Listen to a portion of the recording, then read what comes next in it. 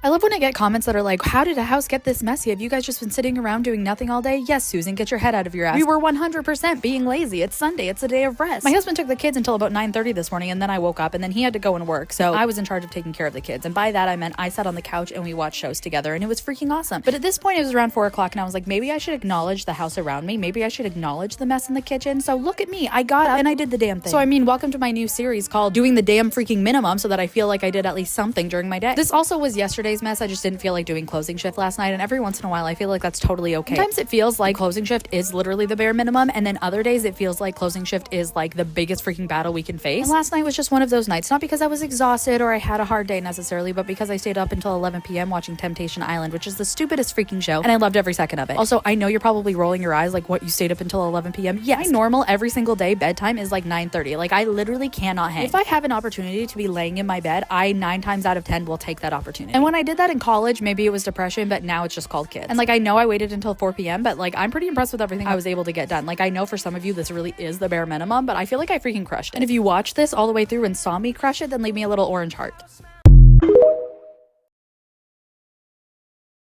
Was I literally not just in here cleaning this room? Like, for heaven's sakes, get it together, woman. However, it's not like I did our sheets or our duvet cover, and I didn't even look at our bathroom. Because you think nobody goes into our bedroom? Absolutely nobody goes into our bathroom. That's the lowest priority. Also, somebody on my last bedroom cleaning video was saying that me not cleaning it because nobody goes in there is just an excuse, and I'm like, yes, absolutely. It's 100% an excuse. I honestly feel like I only have like a finite amount of cleaning energy, and so I have to use it for the important things, like the areas that my kids actually hang out with. Otherwise, I'm going to be called for neglect or whatever. But who the hell cares if my bedroom and my bathroom look like this? It doesn't affect my children at all. I'm in a season of life where I am not the priority. I'm also in a season of life where Saturdays are spent cleaning up, except for that laundry. I'm not touching that. Okay, so let's talk about this bathroom. Obviously, there were clothes everywhere. I feel like that's fairly normal. There were a million toys because my kids took a bath in here once, and that was probably months ago, and I just haven't messed with these toys, and I just threw out 90% of them. I kept the Lightning McQueen and the Cruz Ramirez because those are important, but everything else I was like, nah. Obviously, they don't care about them if they've been sitting in my room for this long. Also, spoiler alert, I didn't even touch the vanity. I have no interest in that. This was not a reset. This was a bare minimum that I should be doing a lot more often than I do, just so I can make myself feel good that I got something done today. Although I guess you could argue that the vanity is bare minimum and I should have done it, but whatever. Anyway, if you made it all the way through, you're a real MVP, and leave me a shower emoji.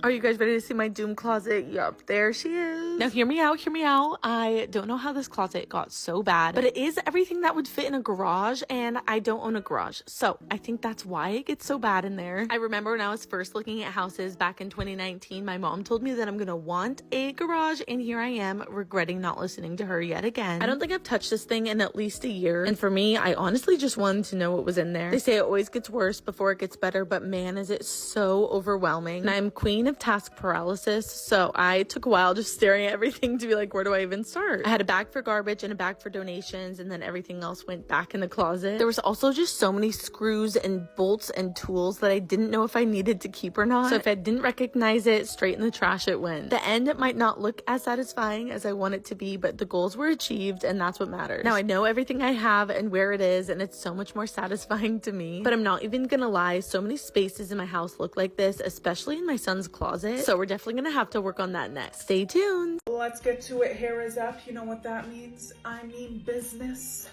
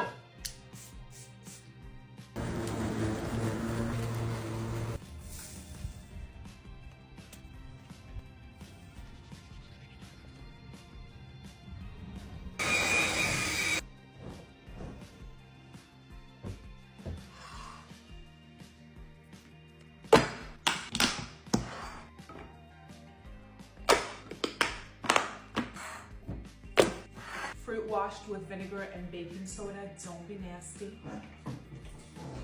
What the hell? Are you okay? What the hell's going on? Why are you on the floor? I'm tired and I fell down the hill.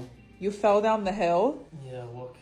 You see the grass? Do you see it or no? I do. Yeah, it was pretty bad.